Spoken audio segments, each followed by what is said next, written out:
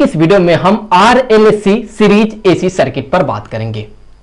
मतलब यह है कि अगर हम एक रेजिस्टेंस को और एक इंडक्टर को और एक कैपेसिटर को जो है एक AC सोर्स के साथ सीरीज कॉम्बिनेशन में जोड़ देते हैं तो फिर यहां पर किस तरह का सिचुएशन हमें देखने को मिलता है। देखिए, इससे पहले हमने अलग अलग वीडियो में बात किया है कि अगर हम एक प्योर रेजिस्टेंस को जो है एक AC सोर्स के साथ जोड़ देते हैं तो क्या होता है, उसी तरह से अगर हम एक प्योर इंडक्टर को AC के साथ जोड़ देते हैं तो क्या होता है, और अगर हम एक कैपेसिटर को जो है एक AC सोर्स के साथ जोड़ देते हैं तो क्या होता है। तो मैं इन सारे वीडियो का जो लिंक है वो यहां सजेस्टेड वीडियो में डाल दे रहा हूं, आप यहां से क्लिक करके देख सकते हैं और अपना जो फंडामेंटल है वो क्लियर कर सकते हैं। तो अब हम इस वीडियो में ये देखेंगे कि अगर हम इन तीनों को जो है सीरीज कॉम्बिनेशन में जोड़ते हुए एक AC सोर्स के साथ जोड़ देते हैं तो क्या होता है। तो अगर आप यहां पर फिगर में देखें तो यहां पर देख लें, ये एक रेजिस्टेंस है R, यहां पर ये एक इंडक्टर है जिसका कि इंडक्टेंस L है, और यहां पर ये कैपेसिटर है जिसका कि कैपेसिटेंस C है। तो यहां पर इन तीनों को जो है देख लें सीरीज कॉम्बिनेशन में जोड़ते हुए हमने यहां पर एक AC सोर्स के साथ जोड़ दिया है। तो यहां पर ये जो AC सोर्स है इसका जो इंस्टैन्टेनियस वोल्टेज होता है, हमें पता है कि ये जो इंस्टैन्टेनियस वोल्टेज होता है E, ये बराबर होता है यहां पर ये जो मैक्सिमम वोल्टेज होता है E not into sine of omega T. यहां पर ये जो ओमेगा है ये एंगुलर फ्रीक्वेंसी होता है। तो अब अगर मान लेते हैं कि किसी एक पॉइंट ऑफ टाइम में यहां पर ये साइड पॉजिटिव है और ये साइड नेगेटिव है, तो ऐसे केस में करंट यहां पर कुछ ऐसे यहां पर इस सर्किट में फ्लो करेगा। यहां पर जो करंट फ्लो करेगा, जो करंट इस रेजिस्टेंस में से फ्लो करेगा वही करंट इस इंडक्टर में भी फ्लो करेगा और वही सेम करंट यहां पर इस कैपेसिटर के भी थ्रू फ्लो करेगा, क्योंकि यहां पर ये सारे सीरीज कॉम्बिनेशन में जुड़े हुए हैं। तो हमने यहां पर ये कंसीडर कर लिया कि जिस समय वोल्टेज यहां पर कुछ इतना है जो कि इंस्टैन्टेनियस वोल्टेज है, उसी समय यहां पर जो करंट फ्लो कर रहा है जो कि इंस्टैन्टेनियस करंट होगा, ये करंट हमने मान लिया कि यह है करंट यहां पर I। सो करंट यहां पर इस सर्किट में I फ्लो कर रहा है जो कि है यहां पर इंस्टैन्टेनियस करंट। अब यहां पर ये जो करंट है और यहां पर ये जो वोल्टेज है, इनके बीच में फेज डिफरेंस क्या है और ये फेज डिफरेंस किन किन फैक्टर्स पे डिपेंड करता है, यही अब हम इस वीडियो में आगे देखने वाले हैं। तो अभी देखिए, तो करंट जो है ये करंट I तो हर जगह पर सेम होगा। तो यहां पर ये जो रेजिस्टेंस है इसके क्रॉस चलिए मान लेते हैं कि जो पोटेंशियल ड्रॉप हो रहा है वो है यहां पर VR। उसी तरह से यहां पर ये जो आपको दिख रहा है इंडक्टर, इसके क्रॉस जो पोटेंशियल ड्रॉप होगा अर्थात जो वोल्टेज होगा उसे हमने मान लिया वो है यहां पर VL। सिमिलरली हमने ये मान लिया कि यहां पर ये जो कैपेसिटर है इसके क्रॉस यहां पर ये जो वोल्टेज होगा उसे हमने मान लिया वो है यहां पर VC। अब जैसे कि हमें पता है कि एक रेजिस्टेंस के क्रॉस ये जो वोल्टेज होता है VR, ये बराबर होता है करंट, जो करंट उस रेजिस्टेंस के थ्रू फ्लो कर रहा है वो इनटू उसका जो रेजिस्टेंस होता है वो, तो I इंटू R ये इस रेजिस्टेंस के क्रॉस वोल्टेज होगा। और हमें यह भी पता है कि ये जो वोल्टेज ड्रॉप हो रहा है इस रेजिस्टेंस के क्रॉस वो और ये जो करंट है I, इनके बीच में कोई भी फेज डिफरेंस नहीं होता है, अर्थात VR और ये जो I है ये सेम फेज में होता है। अब यहां पर ये जो इंडक्टर के क्रॉस यहां पर ये जो वोल्टेज है VL, ये बराबर होता है वो जो करंट फ्लो कर रहा है उसके थ्रू वो इनटू यहां पर इस इंडक्टर का जो इंडक्टिव रिएक्टेंस है XL के। तो यहां पर ये जो XL है, ये XL ये बराबर होता है, ये जो इंडक्टिव रिएक्टेंस है XL ये बराबर होता है एंगुलर फ्रीक्वेंसी ओमेगा, यहां पर ये जो AC सोर्स अप्लाई किया जा रहा है उसका एंगुलर फ्रीक्वेंसी ओमेगा इनटू इसका जो इंडक्टेंस है वो ओमेगा L के। और यहां पर ये जो VL होता है ये करंट से 90 डिग्री फेज में आगे होता है। उसी तरह से यहां पर ये जो आपको कैपेसिटर दिख रहा है इसके क्रॉस यहां पर ये जो वोल्टेज होगा VC, ये बराबर होगा इस कैपेसिटर के थ्रू जो करंट फ्लो कर रहा है जो कि है यहां पर I इनटू इसका जो कैपेसिटिव रिएक्टेंस होगा XC के। तो यहां पर ये जो XC है, ये क्या है, ये है यहां पर इसका कैपेसिटिव रिएक्टेंस, ये बराबर होता है 1/1 ओमेगा सी के। और यहां पर ये जो Vc होता है, जो कि यहां पर इस कैपेसिटर के क्रॉस वोल्टेज है, ये Vc, ये जो करंट इसके थ्रू फ्लो कर रहा है I, ये फेज में 90 डिग्री करंट से पीछे होता है। हेंस हम ये कह सकते हैं कि जो करंट होता है वो वोल्टेज से 90 डिग्री आगे होता है। तो अब अगर मान ले कि यहां पर ये इंडक्टर और कैपेसिटर नहीं है, सिर्फ यहां पर ये रेजिस्टेंस R है, अगर सिर्फ रेजिस्टेंस R होगा तो देखिए क्या होगा, उस केस में ये जो वोल्टेज है और ये जो करंट है ये सेम फेज में होगा, इनके बीच में कोई भी फेज डिफरेंस नहीं होगा। अब अगर यहां पर इंडक्टर भी है और कैपेसिटर भी है तो देखिए क्या होगा, इंडक्टर कोशिश कर रहा है कि इसके अक्रॉस ये जो वोल्टेज है ये फेज में करंट से 90 डिग्री आगे हो जाए, जबकि वहीं पर ये जो कैपेसिटर है इसके अक्रॉस ये जो वोल्टेज है Vc, ये करंट से फेज में 90 डिग्री पीछे हो जाए। इसका मतलब कि फेज डिफरेंस होने के लिए जो रिस्पॉन्सिबल है वो इंडक्टर और कैपेसिटर है। तो यहां पर करंट और वोल्टेज के बीच में कुछ ना कुछ फेज डिफरेंस तो होगा ही, ये बात तो यहां पर क्लियर है। अब ये फेज डिफरेंस कितना होगा, ये डिपेंड करता है कि VL बड़ा है Vc से या फिर यहां पर Vc बड़ा है VL से।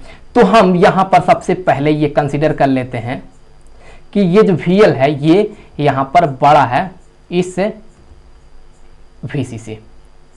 अगर ऐसा होगा तो यहां से क्लियर है कि करंट तो हर में सेम है, इंडक्टर के भी थ्रू जो करंट फ्लो कर रहा है वही कैपेसिटर के भी थ्रू करंट फ्लो कर रहा है। इसका मतलब कि XL जो है ये बड़ा होगा XC से। सो यहां से हम कह सकते हैं कि XL जो होगा ये बड़ा होगा यहां पर XC से। अब यहां पर हम यूज करेंगे जो फेजर डायग्राम है वो, तो देखिए यहां पर हम करंट को जो है रेफरेंस फेजर के तौर पे कंसीडर करेंगे। सो यहां पर जो है हमने ड्रॉ कर लिया करंट के लिए ये फेजर, तो यहां पर ये हो गया करंट, रेफरेंस के तौर पे हमने जो है करंट को फेजर माना है, ये हो गया करंट। अब ये जो करंट है इसी के साथ यहां पर ये जो वोल्टेज है रेजिस्टेंस के क्रॉस VR ये सेम फेज में है। सो यहां पर जो है VR भी ये होगा कुछ ऐसे, तो यहां पर जो है ये हो गया VR। अब यहां पर ये जो इंडक्टर के क्रॉस वोल्टेज है VL, ये देख लें करंट से फेज में 90 डिग्री आगे है, तो इसका मतलब कि यहां पर जो है ये रहा कुछ ऐसे। सो यहां पर ये जो हमने ड्रॉ किया है ये क्या है, ये है यहां पर VL। क्यों? क्योंकि यहां पर देख लें ये जो वोल्टेज है VL ये करंट से 90 डिग्री अर्थात π/2 एंगल यहां पर आगे है। अब यहां पर ये जो Vc है ये Vc देख लें करंट से फेज में 90 डिग्री पीछे है, लैग कर रहा है, तो फिर इसके लिए यहां पर जो है ये कुछ ऐसे होगा, कुछ ऐसे। हमने यहां पर ये माना है कि ये जो Vc है ये VL से छोटा है, इसलिए यहां पर ये जो फेजर है VL इससे ये जो फेजर है Vc ये छोटा है।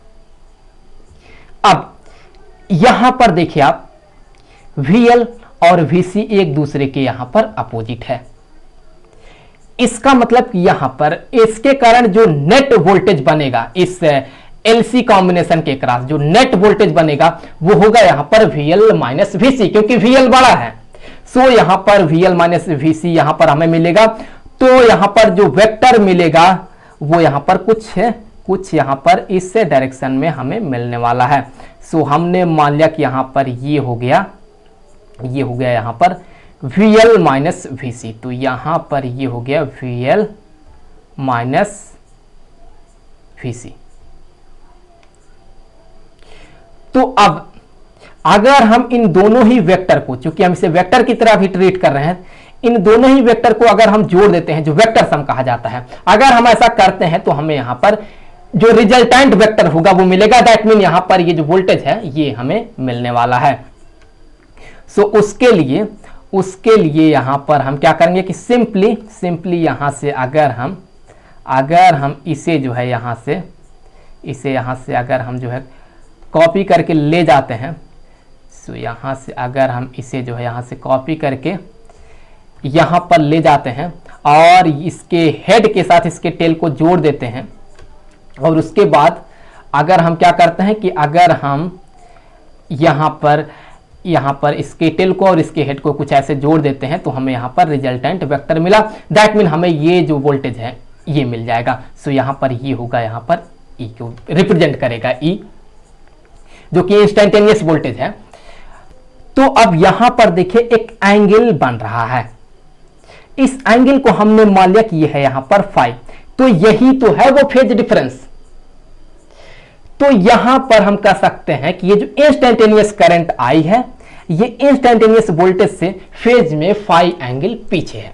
इसका मतलब कि ये जो करंट होगा वो वोल्टेज से फाई एंगल फेज में पीछे होगा। तो हम यहां से ये कह सकते हैं कि ये जो इंस्टेंटेनियस करंट है आई, ये बराबर होगा यहां पर maximum current I naught into sine of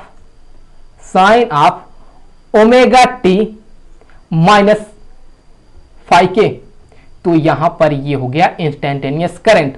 यहां पर नेगेटिव साइन इसलिए आ रहा है क्योंकि यहां पर जो करंट है वो फेज में फाई एंगल पीछे है, तो इसलिए यहां पर माइनस आ रहा है।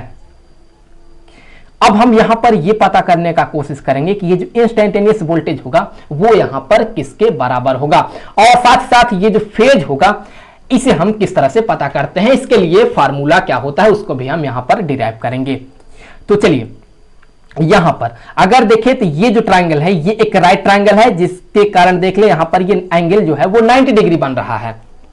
तो यहां पर 90 डिग्री बनने के कारण ये जो ट्रायंगल होगा ये एक राइट ट्रायंगल होगा।